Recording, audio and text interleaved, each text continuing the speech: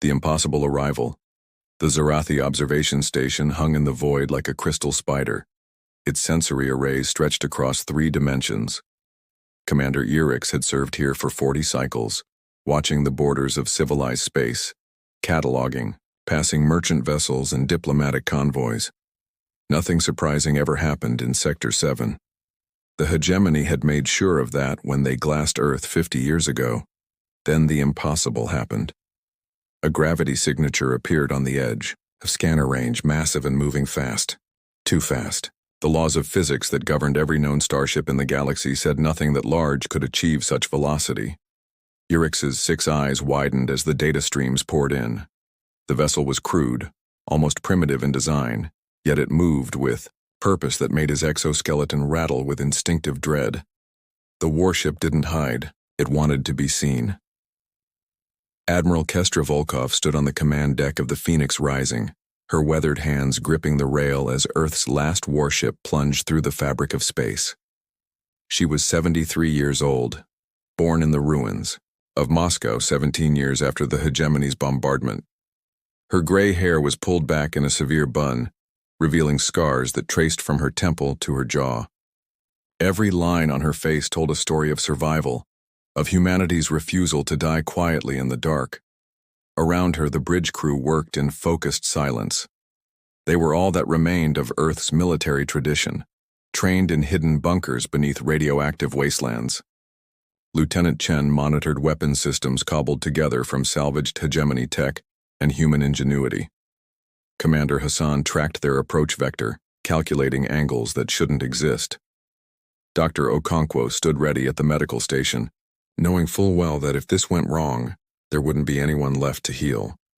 The Phoenix Rising wasn't beautiful. It was a thing of necessity, welded together in the asteroid foundries humanity had built in secret. Its hull was scarred tungsten and ceramic composite, designed to withstand punishment rather than impress. But in its heart beat something the galaxy had forgotten existed: human determination, human rage, and most dangerously, human memory. The hegemony had made a mistake 50 years ago. They had assumed that bombing Earth cities would end humanity. They had counted the billions, dead, and marked the species as extinct in their databases. They had never bothered to check if some had survived, burrowed deep beneath the surface, or scattered to the mining colonies they deemed too insignificant to destroy. The hegemony had forgotten the first rule of killing. Always make sure your enemy is actually dead. Now 30 million humans lived in the shadows of the solar system, rebuilding, learning, preparing. They had studied every piece of hegemony technology they could steal or salvage. They had trained their children in the arts of war while teaching them mathematics and poetry in equal measure. They had waited, patient as wolves, for the right moment to remind the galaxy that humanity was not gone. That moment had come 3 days ago when long-range sensors detected a hegemony fleet moving to crush the Kellian Republic. The Kellians were peaceful traders who had made the mistake of discovering a rich dilithium deposit in their home system. The hegemony wanted it. The Kellians had refused to evacuate. Now 47 hegemony warships were converging on their world to take it by force. Admiral Volkov had made the decision within minutes of receiving the intelligence. Humanity would announce its return by doing what it did best, standing between bullies and their victims, fighting impossible odds, and winning. The Phoenix Rising dropped out of its dimensional skip directly between the hegemony fleet and Kellian space. Every monitoring station in 3 sectors screamed alarms. On 1,000 worlds, beings who had never seen a human ship gasped at their screens.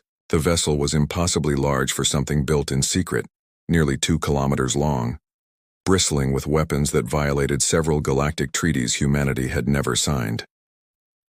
Grand Admiral Thekvar of the hegemony fleet stood frozen on his command throne. His species, the Gorvani, were apex predators from a world of endless night. They had conquered systems through fear and superior firepower for 3 centuries. They had never lost a fleet engagement, but as he stared at the human warship, something cold settled in his 3 stomachs. The ship bore markings in a dead language. English, his translator informed him. The name painted on its hull in defiant white letters: Phoenix Rising. Below it smaller but still visible, a phrase that his translator struggled with before rendering. Remember, Earth. Never forgive. Never forget. Tekvar opened a communication channel, his voice carrying the authority of 100 conquered worlds. Unknown vessel, you are in violation of hegemony space. You will power down your weapons and prepare to be boarded, or you will be destroyed. Response came immediately.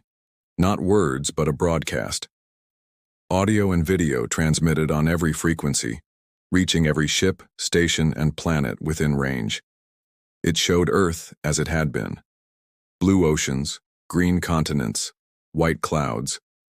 Children, playing in parks, cities gleaming in the sun, art, music, laughter. Then came the bombardment, the recordings from orbit as hegemony ships turned humanity's home into a radioactive grave. The silence afterward, broken only by static.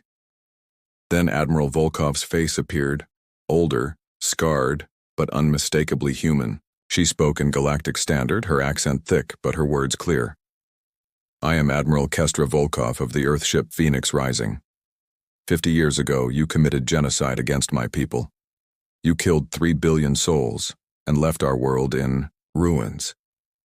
You thought you had erased us from existence. She paused, her brown eyes hard as asteroid rock. You were wrong. We survived. We remembered. And now we have come to settle accounts. The Kellyan Republic is under human protection as of this moment. Any ship that proceeds toward their space will be destroyed. You have 30 seconds to alter course. Tekvar's tactical officer whispered urgently. Grand Admiral, it's one ship against 47. Even if they have advanced weapons, the mathematics are impossible. But Tekvar was watching the human admiral's eyes on the screen. He had conquered dozens of species, seen fear, anger, desperation in countless forms. But this was different. There was no fear in those human eyes. No doubt. Just cold, patient certainty, like a predator that had already calculated exactly how the hunt would end. All ships, combat formation, Tekvar ordered, though something in his voice wavered. Prepare to engage. 29 seconds passed. The hegemony fleet continued toward Kellyan space. On the Phoenix Rising, Admiral Volkov turned to her weapons officer. Lieutenant Chen, are all systems ready? Yes, Admiral. The pulse cannons are charged. Kinetic batteries loaded. The surprise package is armed. Volkov nodded slowly. Around them, the crew prepared for what might be humanity's last battle. But there was no fear on their faces either. These were the children of apocalypse, raised in the ashes of their world. They had nothing left to lose and everything to prove. All hands, this is the Admiral. Volkov's voice echoed through the ship. Today we remind the galaxy that humanity is not a memory. We are not victims. We are the species that split the atom, walked on our moon, and survived our own extinction. Today we fight not for revenge but for justice, for Earth, for the future battle stations. The 30 seconds expired. The Reckoning. The first hegemony ship fired, a brilliant lance of plasma cutting through space toward the Phoenix Rising. It never reached its target. The human warship's hull rippled, and suddenly the plasma beam curved impossibly, bending around the ship like water around a stone. Gravity manipulation, the watching galaxy realized with shock. The humans had developed gravity shields. Admiral Volkov didn't give the order to return fire. She didn't need to. The Phoenix Rising's response was already programmed, practiced 1,000 times in simulation. Every human on board knew their role in this deadly dance. Kinetic rounds erupted from the warship's spine, not in a straight line but in complex patterns that seemed random until they converged. Each projectile was a masterpiece of human engineering, dense cores of depleted uranium wrapped in shells that fragmented on impact. But these weren't aimed at the hegemony ships. They were aimed at the space between them. Grand Admiral Tekvar realized the trap too late. The kinetic rounds detonated in sequence, not with explosive force but with gravitational pulses. Miniature artificial singularities bloomed and died in microseconds, creating a maze of gravitational chaos. Hegemony ships found themselves pulled. In different directions, their formations shattered, their navigation systems screaming contradictory data. Then the Phoenix Rising moved. The human warship accelerated at speeds that should have liquefied its crew, diving into the chaos it had created. But inside, Admiral Volkov and her people stood steady. Inertial dampeners, another impossible technology, another secret humanity had unlocked in its underground laboratories. The Phoenix Rising fired its pulse cannons, weapons that didn't shoot energy but disrupted it. Each pulse was calibrated to interfere with hegemony shield harmonics, frequencies humanity had spent decades analyzing from salvaged wreckage. Shields flickered and died across the enemy fleet, leaving hull armor exposed. Lieutenant Chen's fingers danced across her console, targeting with inhuman precision, but she wasn't alone. The ship's AI, named Lazarus by its creators, assisted her, not controlling but partnering. Humanity had learned from the galaxy's mistakes. They didn't fear artificial intelligence. They embraced it, treated it as another form of life deserving of respect and partnership. Together, Chen and Lazarus found weak points in enemy armor, stress fractures from the gravitational chaos, and exploited them ruthlessly. Smaller hegemony frigates began venting atmosphere, their crews scrambling for emergency suits. But the Phoenix Rising wasn't just winning through superior technology. It was winning through superior tactics, strategies born from humanity's long history of asymmetric warfare. Admiral Volkov had studied every military genius her species had produced. Sun Tzu, Napoleon, Zhukov, all distilled into a battle plan that turned weakness into strength. The human warship used the disabled hegemony vessels as shields, forcing the larger battleships to either fire through their own damaged allies or hold back. It moved like a boxer, never where the enemy expected, always striking from blind spots created by the gravitational distortions. And with each passing second, the psychology of the battle shifted. The hegemony had ruled through fear for centuries. They had never faced an enemy that didn't fear death. But humans had already died once as a species. They had crawled back from extinction through pure, stubborn refusal to surrender. Death held no terror for those who had been born in humanities. Grave Commander Hassan announced calmly, "Admiral, we're receiving transmissions from the Kellyan Republic. They're asking if we need assistance." Volkov almost smiled. "Tell them to stand by. We're not finished yet." The Phoenix Rising suddenly reversed thrust and maneuver that would have torn any hegemony ship apart. It flew backward through its own debris field, pulse cannons still firing, maintaining perfect accuracy despite the impossible motion. Then it deployed humanity's final surprise. Drones. Thousands of them, each no larger than a human fist, pouring from hidden ports in the warship's hull. They moved like a swarm of mechanical wasps, too small for point defense systems to track effectively. The hegemony had always built bigger, more powerful weapons. Humanity had learned to build smarter. Each drone carried a microscopic amount of antimatter, harvested from the Van Allen belts around Earth's corpse. Not enough to destroy a ship, but enough to damage critical systems. They targeted sensor arrays, communication nodes, engine ports, all the vulnerable points that massive warships never thought to armor properly. Within minutes, the mighty hegemony fleet was blind, deaf, and limping. Ships collided with each other in the gravitational maze. Crews abandoned vessels that could no longer maintain life support. The battle had become a rout. Grand Admiral Thekvar sat in his darkened bridge, emergency power failing, watching the human warship approach on the only functioning screen. He had lost 31 ships. The rest were crippled. His entire fleet, the pride of the hegemony, defeated by a single human vessel. The Phoenix Rising pulled alongside his flagship, close enough that he could see the scars on its hull, each one a testament to humanity's refusal to die. The communication system crackled to life one more time. "Grand Admiral Thekvar." Admiral Volkov's voice was steady, without triumph or hatred, just tired determination. "You have lost. Order your remaining ships to stand down, and we will allow you to retreat. Refuse, and we will finish what we started." Thekvar's pride screamed at him to fight to the last, but looking at his dying fleet, he knew the truth. The humans hadn't just won a battle. They had shattered the myth of hegemony invincibility.